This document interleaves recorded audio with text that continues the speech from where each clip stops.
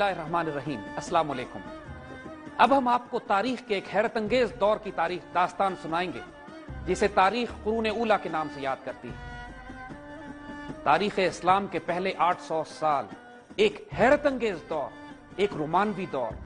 جس سے پہلے انسانیت نے کبھی نہ ایسا کبھی دور دیکھا، نہ اس کے بعد آنے والی تاریخ میں وہ دور کبھی دہرایا گیا۔ یہ وہ دور کہ جس کے اندر تمام تر اس کی ویلیوز، اس کے اخلاق، اس کے کردار، ان کی بنیاد قرآن، سنت، شریعت اور اعلیٰ ترین الہامی اخلاقیات کے اوپر مبنی، مگر اس کے ساتھ ساتھ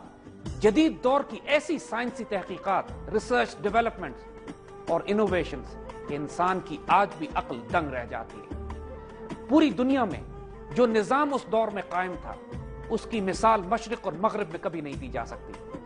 اور 100 سال 200 سال نہیں، 800 سال تک اس دور میں انسانیت اپنے اعلیٰ ترین رنگ و روپ کے ساتھ سامنے آتی ہے۔ قرون اولیٰ یعنی پہلے 800 سال اسلامی تہذیب کے، یہ وہ وقت تھا کہ جب مسلمان پوری دنیا کے لیڈرز تھے۔ پوری دنیا میں ہر وہ چیز جو مسلمان ہوتی تھی وہ فیشنیبل ہو جایا کرتی تھی۔ مسلمان تہذیب کے مقابلے میں یورپ اس وقت ڈارک ایجز میں سے گزر رہا تھا۔ اگر آج آپ مغرب کے تاریخ دانوں کو اٹھا کے دیکھیے تو وہ مغرب کی تہذیب اس طرح بیان کرتے ہیں کہ جیسے عیسیٰ علیہ السلام سے کئی سو سال پہلے یونانی تہذیب، گریکس، اس کے بعد عیسیٰ علیہ السلام کے بعد رومن سویلائزیشن، اور پھر 1000 سال کا عرصہ ایسا ہے کہ جس کے اوپر کوئی مغربی مفکر، دانشور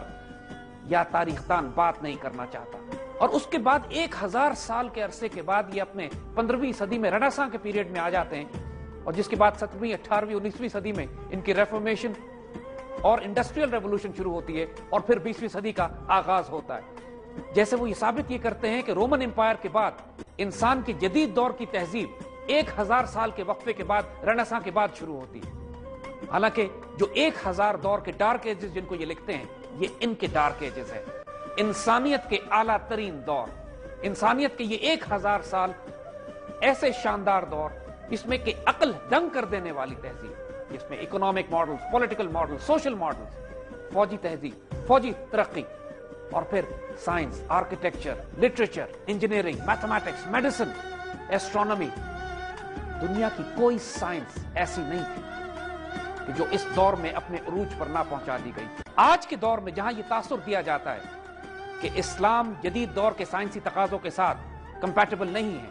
آج 21ویں صدی میں انسان کو سیکولر ہونا پڑے گا جدید سائنسی ترقی کے لیے، یا سائنس کا دین سے کوئی واسطہ اور تعلق نہیں ہو سکتا،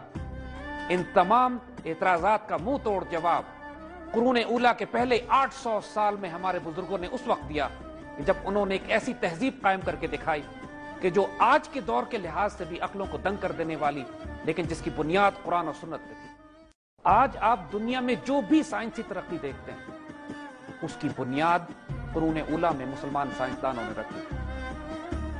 اور یہ بات صرف ہم نہیں کہہ رہے، مغرب کے اعلیٰ ترین ذہن اور دانشور بھی جو تعصبات سے بالا ہیں اس بات کو اکنالج کرتے ہیں۔ کسی ایک مغربی مفکر نے یہ بات بھی کہی تھی کہ اگر مسلمان اندلسیہ سے نہ نکالے جاتے تو چاند پر 100 سال پہلے پہنچ جاتے،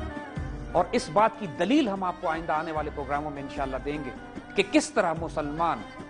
اپنے وقت سے کم از کم 1000 سال آگے تھے۔ یعنی آج کے دور میں 21ویں صدی میں، 20ویں صدی میں جو ایجادات کی گئی ہیں وہ مسلمان تقریباً 1000 سال پہلے کر چکے تھے۔ یہ ناقابل یقین بات لگتی ہے، لیکن ہم اس کی دلیل صرف ایک جملے سے فی الحال دیتے ہیں۔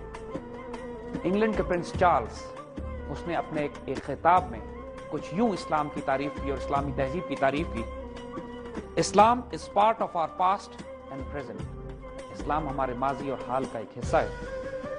ان all fields and human endeavour, زندگی کی ہر شاخ میں، ہر شعبے میں، it has help to create modern Europe, جدید یورپ کو اسلام نے تیار کیا۔